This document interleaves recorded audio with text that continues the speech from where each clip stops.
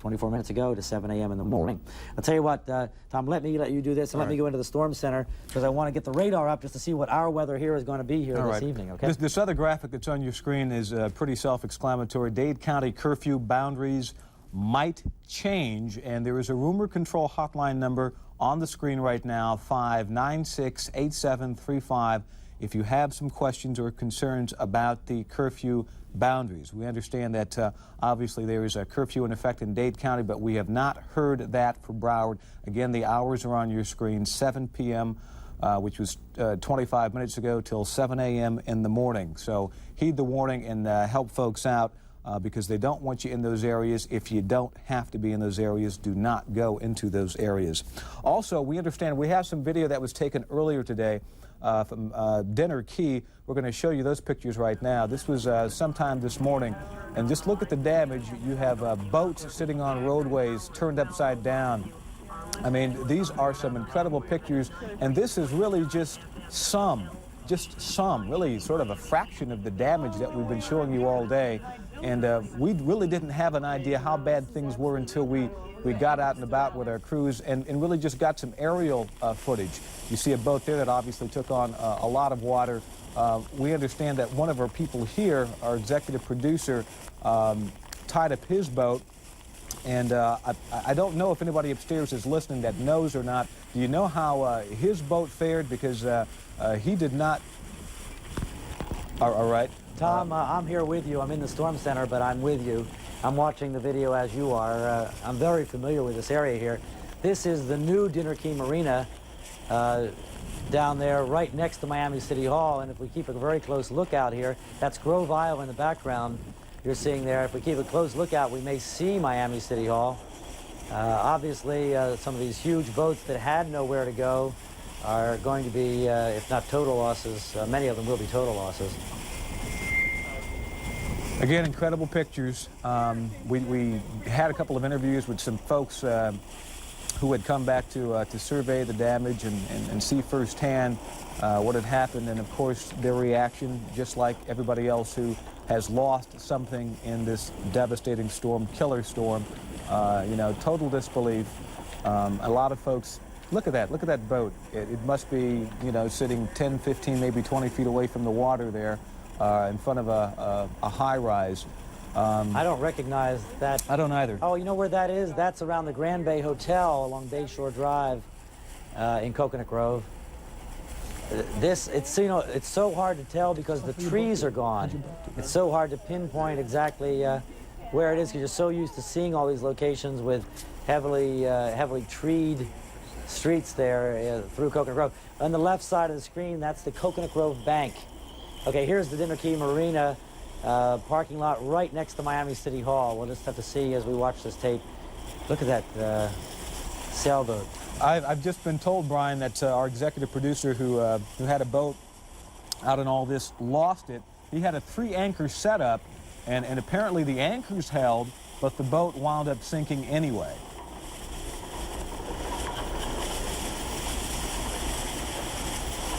Again, what we're looking at here is Coconut Grove. All right, these are some of the condos along Bayshore Drive. Let's see if you can see the windows blown out. Okay, right now, we've just dissolved to some other video. This is the Kendall area, another very hard-hit area here in South Florida. Twisted debris, metal, parts of roofs from homes. You see fences, trees, twisted power lines, anything you can imagine that would happen with these kinds of winds happened today. You know, tree branches. Kendall area, I know where this is because Joe Harzinski shot this. Tom, last night we were on the phone with him, and he was in earlier when we ran this. This is over by Miami-Dade South Community College, which is a southwest 107th Avenue. Between Killeen Parkway and Southwest 88th Street. That huge cement palm that we saw there, not being familiar with the vegetation perhaps as much as I should be, do they normally fare better than that, Brian? Palm trees are made, of course, for the tropics and are flexible trees in general. So if a palm has been in the ground for a long time, they may lose all their fronds, but normally they do stand except in absolutely devastating situations like happened here in the Kendall area of Dade County. Now, you're going to see coming up here a bunch of banyan trees, and our banyan trees fared very, very badly, but it's our fault. Because banyan trees, these magnificent, huge trees, we talked about this earlier, that nature designs them to have these outrigger roots to hold them up. But we like to cut those off and turn them into mushrooms, and the trees just are not ever designed to do that. Here, this I think is a banyan tree, and again, all trimmed around the base. Again, to locate this for you, this is West Kendall, or sort of central Kendall, I guess, near Miami-Dade Community College campus, southwest 107th Avenue, between Killian Parkway, which is southwest 112th Street, and North Kendall Drive, which of course is southwest 88th Street.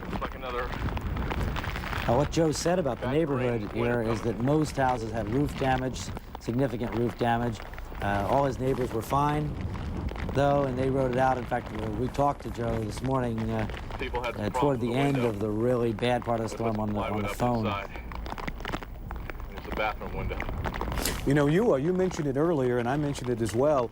When you looked at some of these areas from the aerial view, it makes you wonder if there aren't more injuries than we've had a chance to report. I mean, we have a county of 2 million people here, and it seems like they've all disappeared in some places. It's hard to imagine where they all are.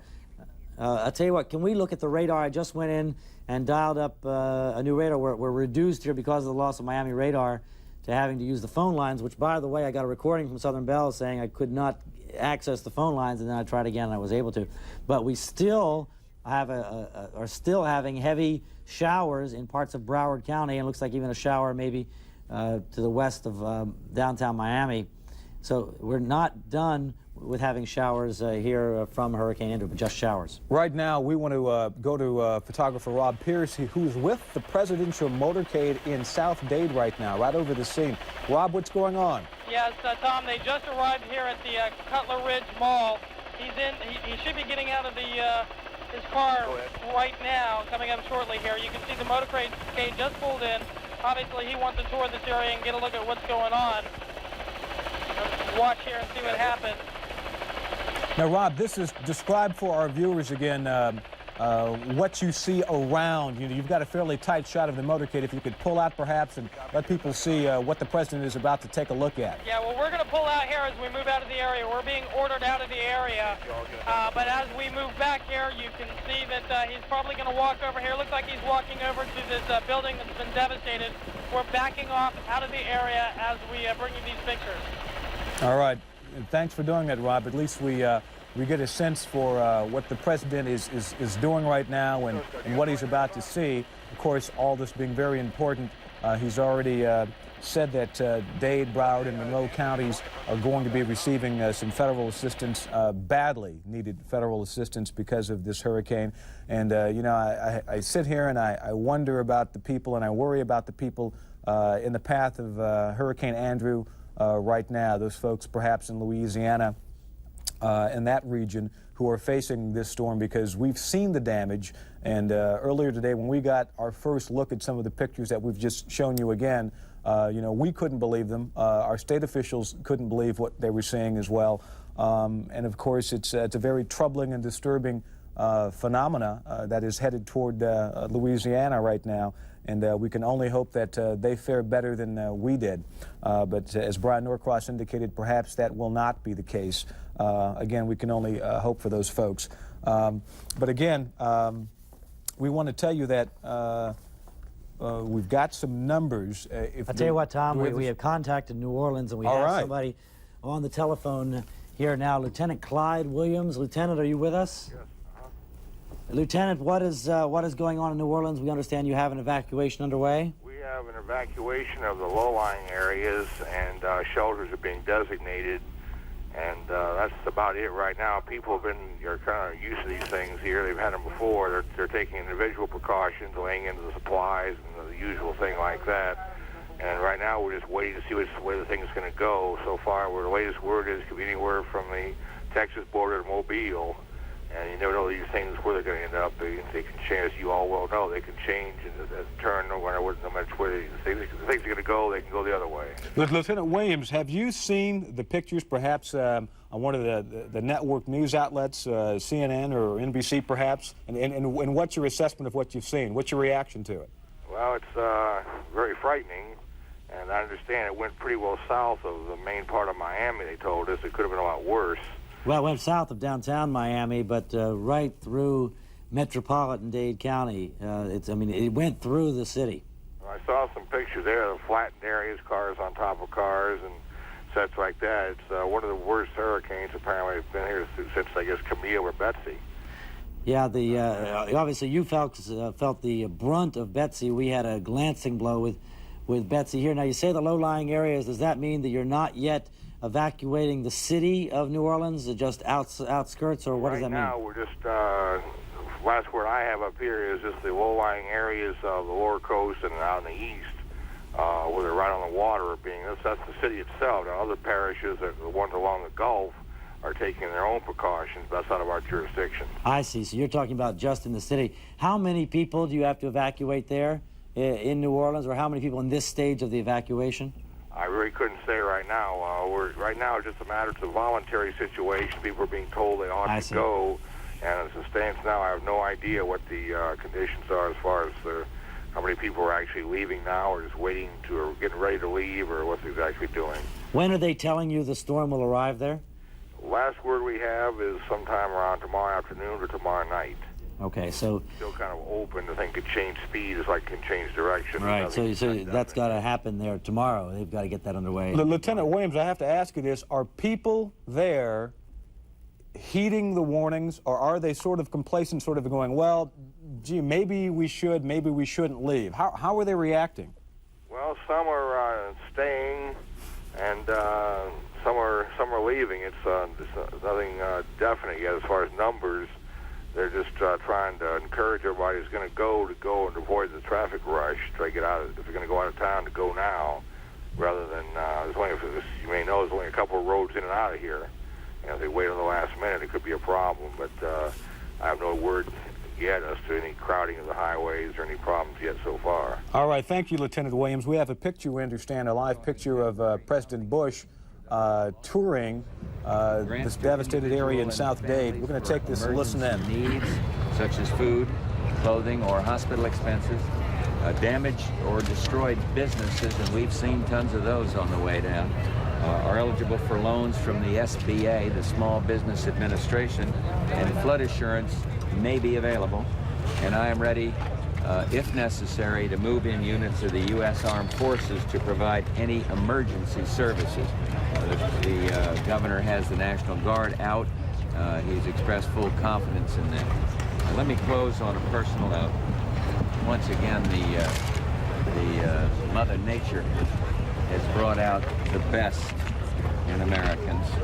I think the past 24 hours have shown that from what I've heard here. And we see this in the stories we've heard. Senior citizens and teenagers, certainly the Red Cross, local police, bless them, and the firefighters, each lending a hand, tending a wound, each helping neighbor help neighbor. When a portion of the roof collapsed on a Red Cross shelter, volunteers braved the wind and pounding rain to move the victims to a safer place. When disaster struck, migrant workers, bare-chested and exhausted, walked miles to carry babies to safety. And a special word of to those of you who have lost a loved one or friend or are struggling with an injury. You really have more friends than you know. And we can never totally overcome your pain, but we're going to try. Somebody asked me what was the most moving thing I've seen, and I think it was one family in that center, their home wiped out, home was long-standing. I say we're going to make it, thanking everybody involved for their concern and interest, but saying we are going to make it. And I'd say to the people of Florida who've been hit awful hard, you are going to make it, and all of us want your help. Now that you've very moving experience. Now that you've had a better look at the damage, Mr. President, what's your reaction to the extent of it? Well, it's appalling, and the numbers, the estimates that FEMA have are preliminary, but they're in the billions of dollars, and it's extraordinary. And again, I say material loss is appalling. Then you think of the human suffering, the anxiety for the families. That's the one that touches your heart. Have you had a chance to go to Jupiter to see your mom? I think they think the governor feels confident that won't happen. Clearly, everybody should be warned not to engage in that any unlawful pursuit. Mr. Bush, have you been to Jupiter to see your mom's house at all? No, I haven't. No? Okay. This way. Please stay that way. It's going to meet the National Guard.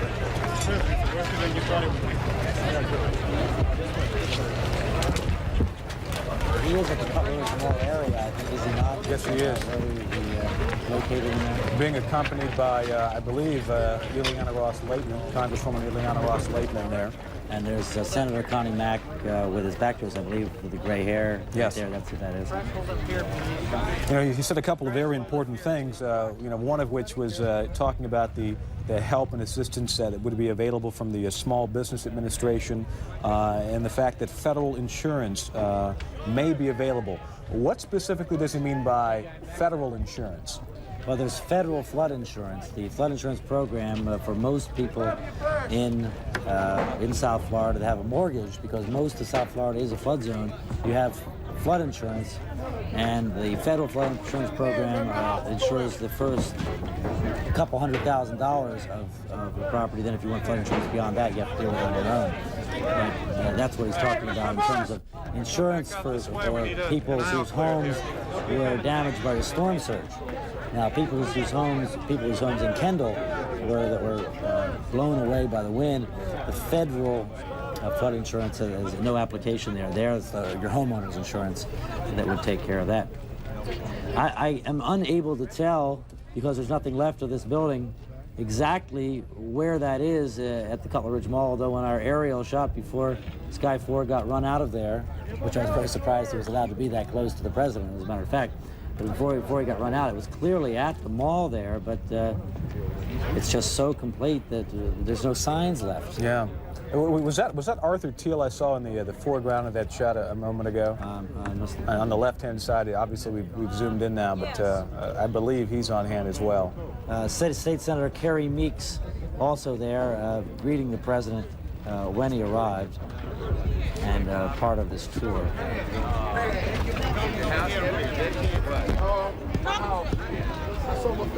Let's listen in here. Well, they left. I had to stay to watch our property. Along the wall. Help a lot of the people out there needed help. Look out, brother. Well, we got it. Appreciate it. A lot of good families hurting down. God bless you. God bless you. Thank you. What's your name? Kenny Rogers. You be on the news? Mr. Kenny Rogers from somewhere down in Cutler Ridge obviously was participating here. This is Secret Service agent right in front of the camera here. I'll be interested to find out what it was that Mr. Rogers was doing down there. Obviously helping out. You could speculate that perhaps he just wanted to meet with the president to say, hey, you're helping us out and thank you. Although I suspect that nothing is not prearranged when it comes to a presidential visit even of this sort. So anyone there is carefully screened, and they know exactly what that was all about. And I'm sure we'll find out too.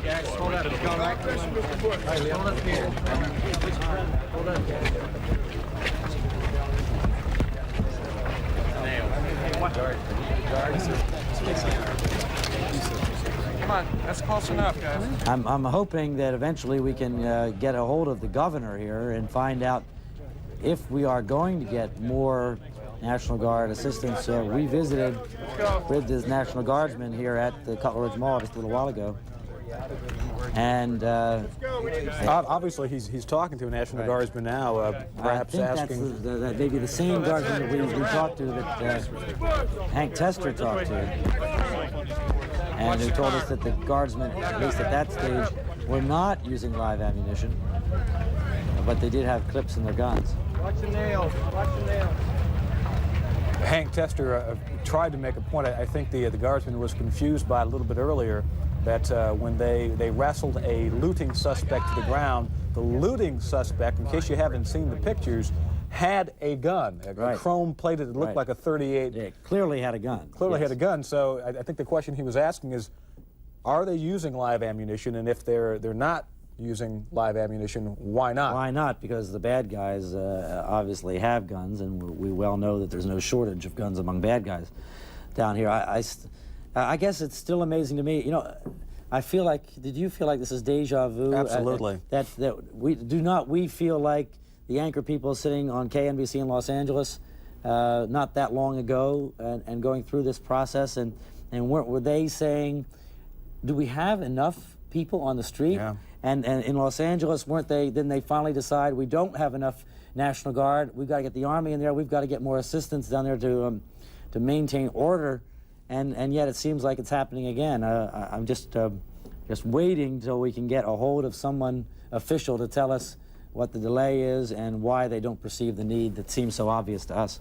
Perhaps you want to remind people that even though we have just come through a very, very severe storm, a deadly storm, a storm that at last check had claimed at least 12 lives, including 4 deaths in the Caribbean, perhaps you want to remind people, Brian, that we're still in the midst of hurricane season. And just because we got socked doesn't mean we're not going to get hit again. There are many years, as you go back into the history of Miami, where 3 hurricanes have come close, or not 3 hurricanes that scored direct hits, but in 1926, 3 hurricanes actually came close.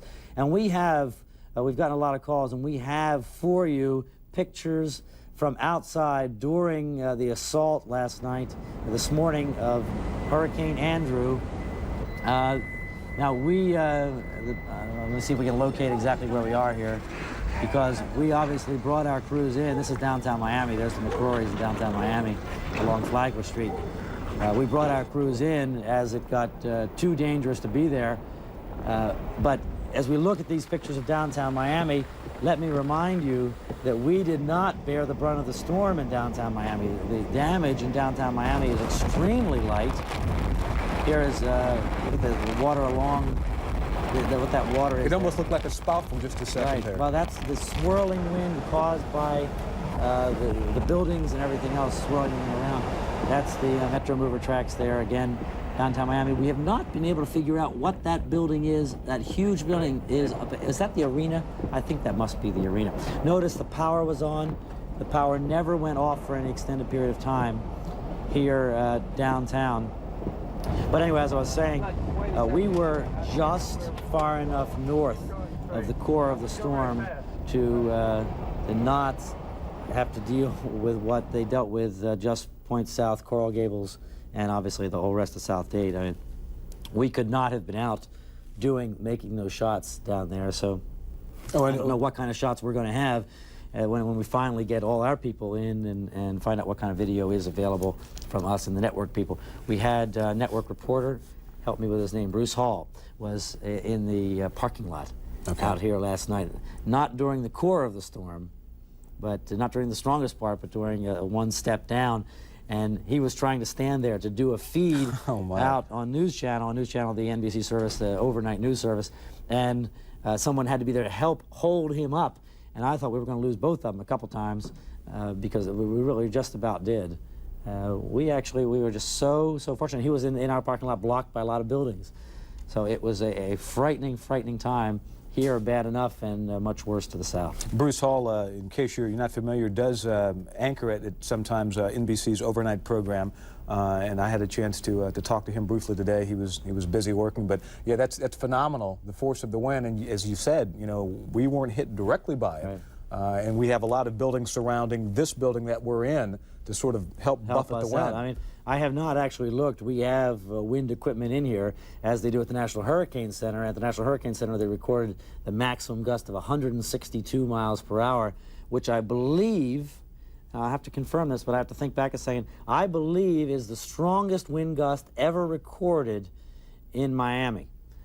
Because the anemometers blew away in the 1926 hurricane and the winds were estimated to gust up to about 150. So I believe that that would be the strongest wind gust ever recorded here, recorded at the National Hurricane Center. Now we'll have to see yet what gusts might have been recorded in other places around, and I have not even checked our machine, but because we're so shielded here by big buildings all around, we tend not to get the wind, in spite of the fact that you could barely stand up in this shielded location.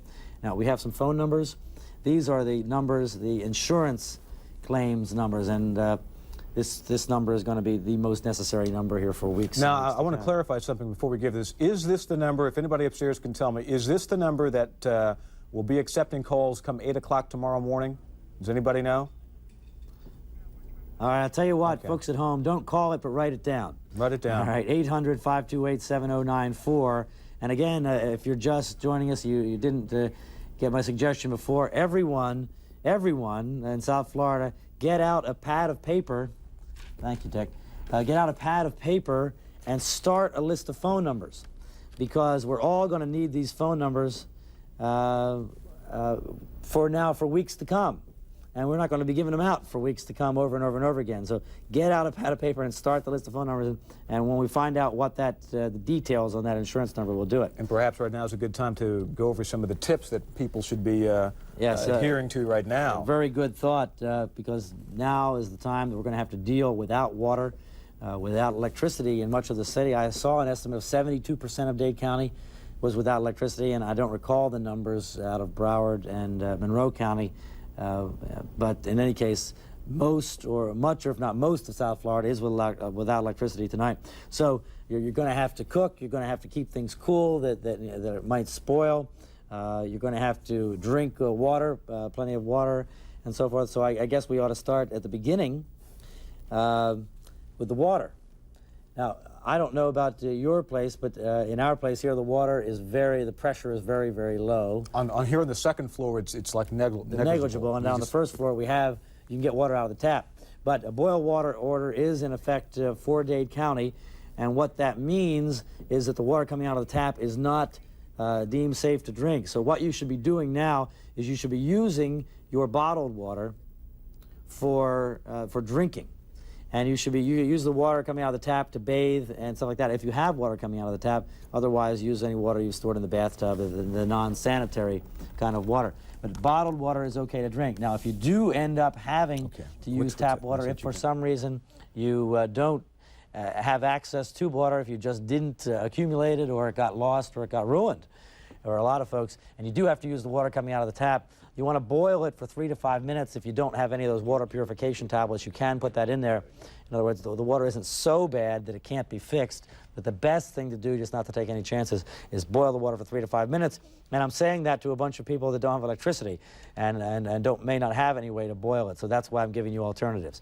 If you don't have fresh water, boil your water. If you don't boil your water, then we got to figure out another thing for you to do, and there are water purification tablets. If you don't have them, and you can't boil it, and you don't have fresh water, then what you're going to have to do is try and get in line for water somewhere else, because you need to drink water more than anything else. Water is the key thing, and it's not possible, really, it's not practical to boil water with something like a can of Sterno. It just isn't going to happen. I've just been told something quite interesting, and it also sort of warms your heart, that some of the victims of Hurricane Hugo are now pitching in, donating money and whatever they can to help out people here in South Florida. We also understand that a lot of the hotels up in the Georgia area are now filling up with people, perhaps leaving the New Orleans area, trying to find a safe place to... I suspect it's people... You know, we had a lot of people leave here last night. Every hotel in Central Florida was full as far north as Gainesville. So I suspect it's people in their second day of going north trying to get out of here. Let me add something, because I just saw a note over here. Last night they were saying 3 to 5 minutes to boil the water, and now they're saying 10 minutes to boil the water. Just to be sure, if you have to use tap water or water that is not sanitary, that you're not absolutely sure is sanitary, boil it for 10 minutes if you can.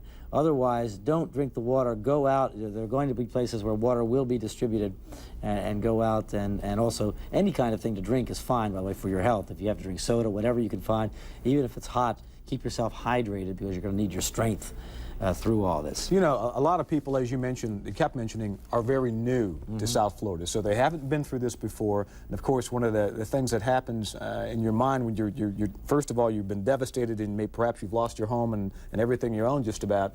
Now you have the inconvenience of having to struggle through making it by drinking, you know, water or purifying water and doing these kinds of things. And you know, to tell those folks who are within earshot, are we still simulcasting, by the way? I'm sure we're still signing. Somebody needs to confirm that, I guess. I assume that we are still on Y100, and we will be. If we're still on the radio. Oh, we are not at this moment on Y100.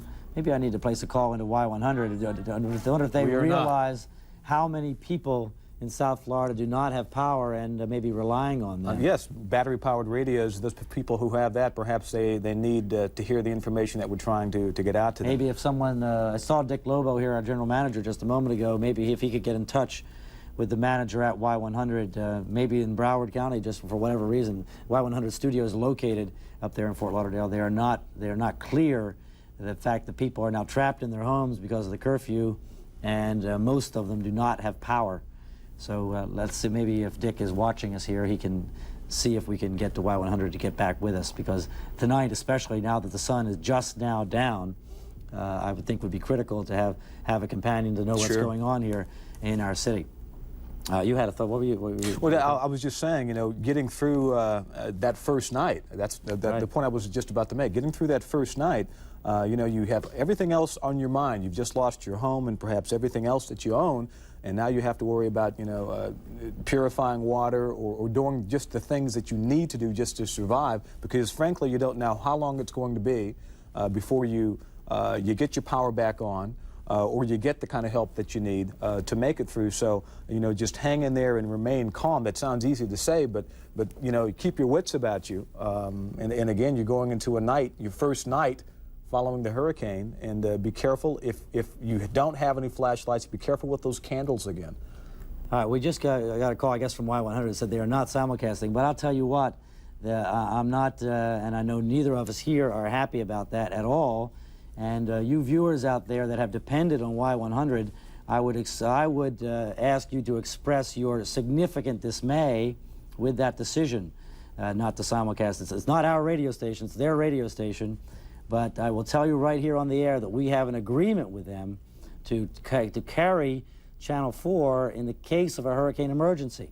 And if they think the hurricane emergency is over, they are absolutely mistaken.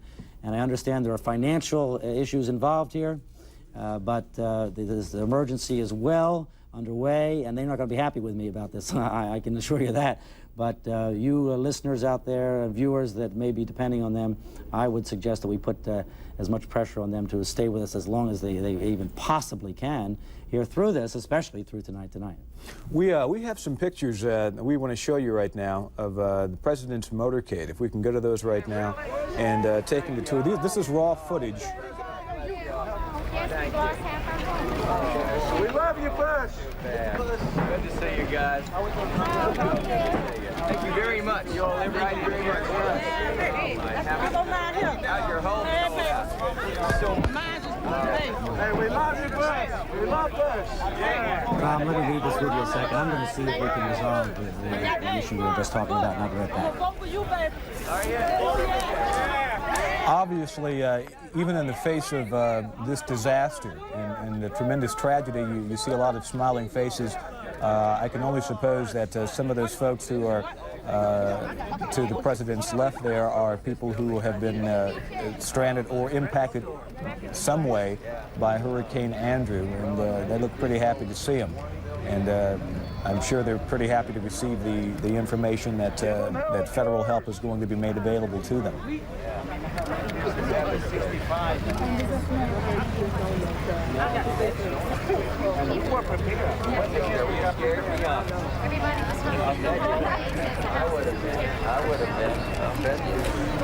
And while we look at these pictures, I can tell you that we need to get this information out right now to you.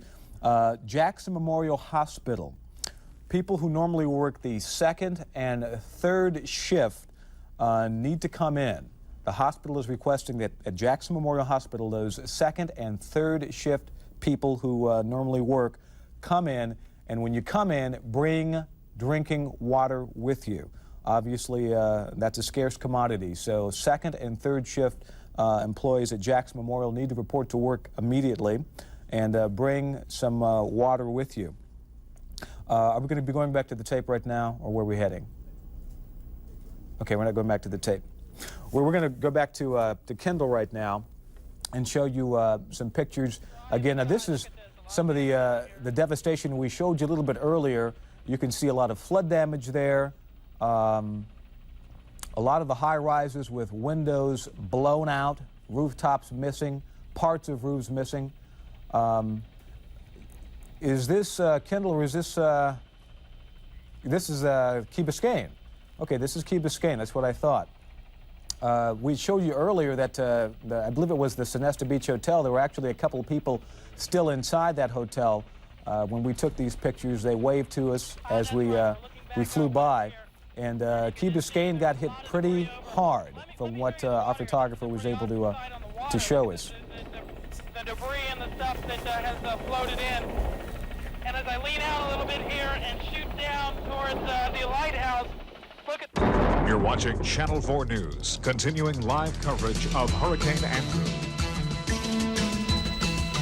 All right, welcome back to WTVJ's coverage of Hurricane Andrew, continuing coverage of the situation. We're going to be going back to that tape that we just showed you a couple of moments ago of Key Biscayne and some of the devastation there, because it wasn't until late this afternoon, I don't know, maybe 4 or 5 o'clock, somewhere in that area, that we got our first aerial look at Key Biscayne, and we're quite surprised at what we found. Look at the windows blown out of the homes there. In fact, there's one shot, and I don't know if we're going to see it on this videotape, but there's a shot on Key Biscayne where there's a boat that was that's in a pool. I mean, we're talking probably a 20 or 25-foot boat that is sitting in back of sitting right smack middle in the middle of a pool. This is a brand new phone number. If you can take this down for Hurricane Andrew Federal Disaster Assistance, 800-462-9029. Again, the number 800-462-9029. A couple of moments ago, we showed you some pictures just before this this information came up on the screen. You saw the trees from the national park there, and the trees were all blown over. In fact, one part of that park looked barren, as if somebody had come through with giant hedge clippers and just snipped the trees down. Just some incredible damage. The flooding, according to Brian, is not as severe perhaps as you might have imagined, but nonetheless, the wind damage was significant, even though this part of South Florida did not bear the brunt of the storm as more southern areas did.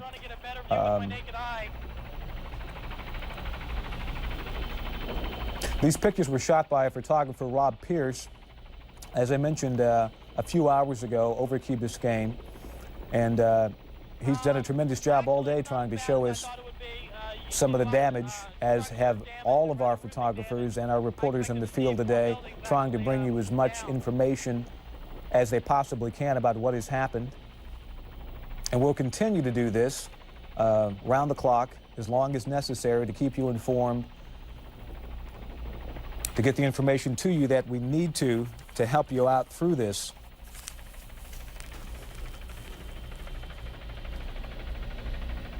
And again, you know, in case you're just joining us, these pictures are not the worst damage in South Florida, not by any stretch of the imagination, if you can believe that.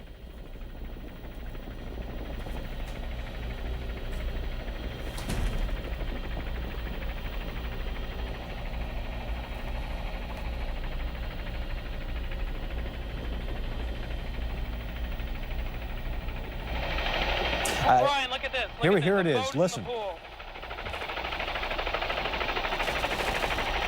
Look at that shot. That's what I was talking about a little bit earlier. Boat right smack in the middle of a pool, and it tells the story.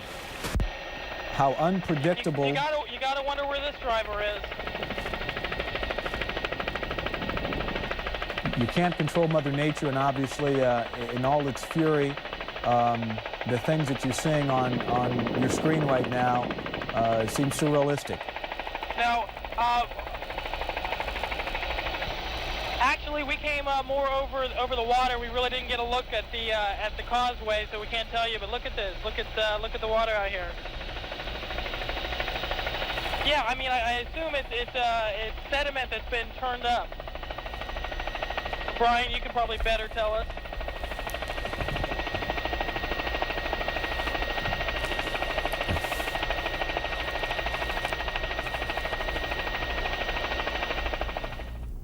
All right.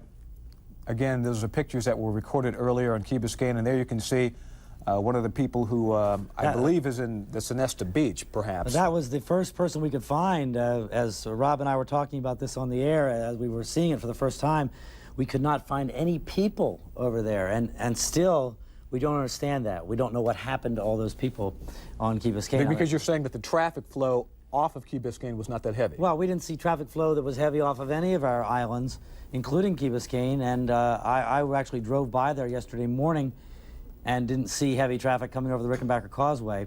And we actually found those people there in the Sonesta Beach, or whichever, was that the Sonesta Beach? Were you able to determine whichever one of the hotels there? And we also found one other person a little further along here that was walking through the water, had this stunned appearance. Other than that, we found no one. But would you expect anything else, really? Well, I just don't know where they went. Yeah. All right, maybe Susan Wallace, who's with us in the newsroom, has some information about what's going on in Key Biscayne. Yeah, Brian, we just came back from the toll booths on the Rickenbacker, and we talked to Metro-Dade Police Lieutenant John Carroll, who spent a significant amount of time on the Key this afternoon. Basically, at this point, he is saying there is no evidence of loss of life on Key Biscayne, despite what these horrible pictures are showing us. He said the island is basically cut off from the mainland because of huge trees on the Rickenbacker and on the, I forget the names of the bridges out there. There's Powell, and then there's something else. There are, trees blocking the roads, and at this hour, Metro-Dade police are literally cutting their way to the Key. But important to note, there are plenty of people alive and well out there. Susan, I have a question for you. Yeah, go ahead. My question's this.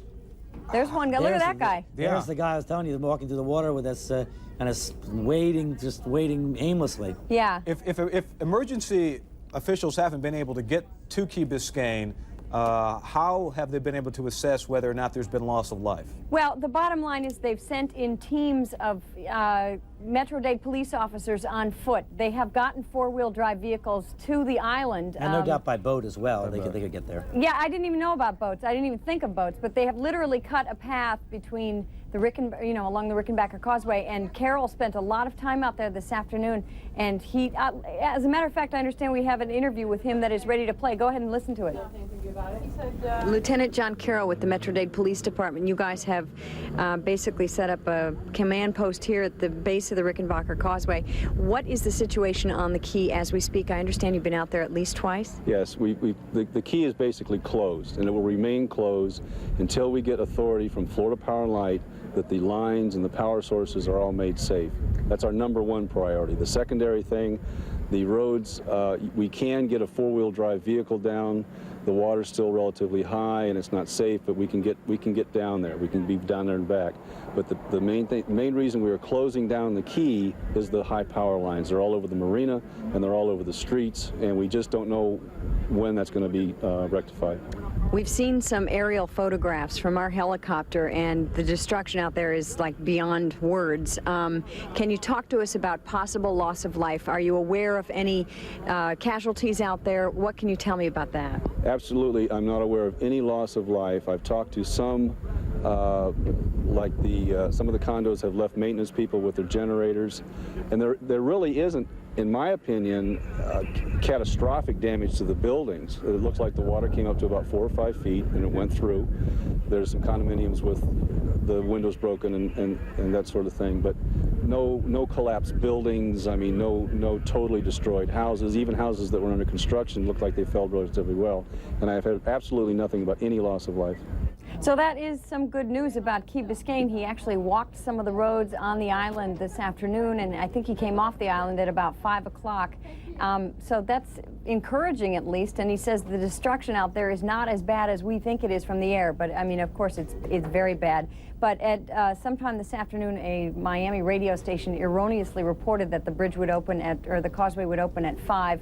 Of course, there was a rush at the causeway, at the toll booth on the causeway, people trying desperately to get out to their homes, including one businessman who had apparently landed at MIA last night, somehow made his way to the causeway. He has 5 children on the island who are staying with a nanny, and apparently the oldest child is about 10. So, I mean, it's not a good situation. They are trapped, and the part that really concerns me is that there are no real medical facilities out there should there be injured and should there be people in a position to get to a medical facility. But they're scrambling to open that road. They're cutting their way, as I said earlier, just literally just trying to take some of these trees and move them out of the way. Susan, the mystery continues to be where all the people were when our helicopter was flying over.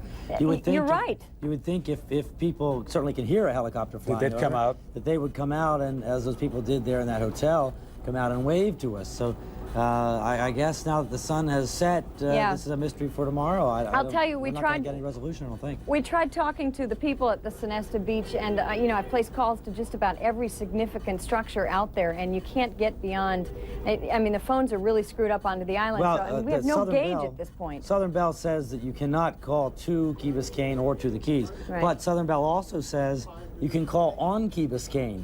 So if Southern Bell has that information, I mean, I guess that's a very good sign that, that somehow they have communication that things are working. I mean, maybe somebody's got a cellular phone out there. Yeah, but even the cells in Miami at this point are really, really screwed up. I've been trying to make calls on mine. It's very erratic, so I don't even think that's a good lifeline at this point. But let me just add that Lieutenant Carroll told us that the earliest possible time that the Rickenbacker Causeway will open is within 2 days. So I don't even think people from the Key should bother to report to that causeway, because I just don't think it'll open. And if it does, we'll, you know, of course, pass it along to you. All right, Susan Wallace reporting live from our newsroom. Thanks for that report. I think we can confirm from the video we saw, in spite of the fact that we saw a lot of roof damage and boats all over the place, that we didn't see on Key Biscayne the kind of scene that we see in South Dade. Because, for one thing, the houses that are built there are built very substantially, and with the knowledge that they're sitting there right on the ocean. So it's what we would expect. Right now we have, understand, Ed Odell is on the phone with us from the Bahamas. Ed, are you with us? Yes, Tom, I am. Tom, Brian, how you doing, guys? We're holding up, Ed. How about you? Well, I tell you, we're in a lot better shape than you guys over there. As Brian, you probably know, Tom, the eye of the storm passed a good 30 miles north of Nassau in the Bahamas and this New Providence Island. We only got up to about 105-mile-per-hour wind, and so we fared pretty well. There was a lot of trees down, a few satellite dishes. There was one house, the roof was blown off here. Very, very minor reports of injuries. I talked to the Red Cross. They were completely satisfied that the Bahamas, at least at this part of the Bahamas, Nassau, weathered the storm quite well. People were indeed hammered out on Eleuthera and Bimini.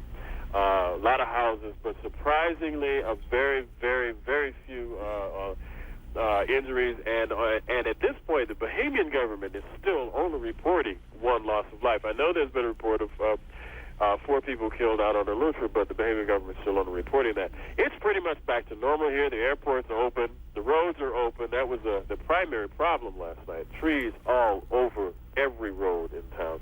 The roads are back open. Tourists are back at the beach.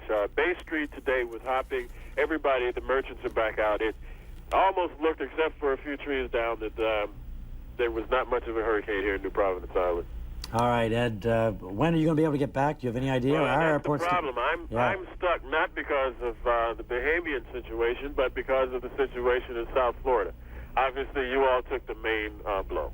All right, Ed Odell, thanks for that report. All right, we'll see when you can get here, because we need your services here. I have a couple of quick things to announce before we go to a commercial break. First thing is this: if there are any insurance experts out there at all, grab a pen and paper. If there are any insurance experts, we want to hear from you. The number is 789-4331. Any insurance experts, we want to talk to you, ask you a couple of questions.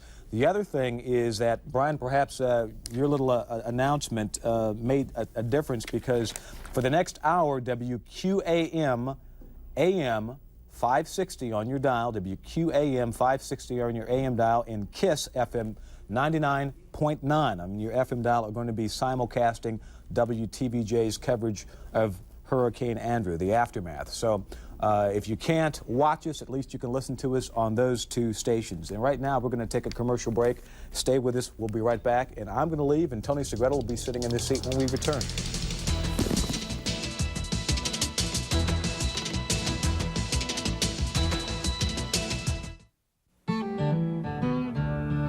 David Holt is always looking for ways to cut costs for his customers. Compare Cottonelle bathroom tissue. 3 4-roll packages for $2. Get more value at Publix. Dorothy Parker knows the importance of good value from first-hand experience. Compare Hills Brothers regular coffee. Just $1.29 for the 12-ounce bag. Get more value at Publix. Today, thousands will trust Eckerd brand antacid because their Eckerd pharmacist recommends it, or because of the Good Housekeeping seal. But about 9,000 people will take it because the home team lost again. Both of these antacids will help relieve indigestion, but one costs 24% less than the other and comes with Eckerd's satisfaction guarantee. So, which will make you feel a little better? America's Most Wanted are Ford's best-selling cars.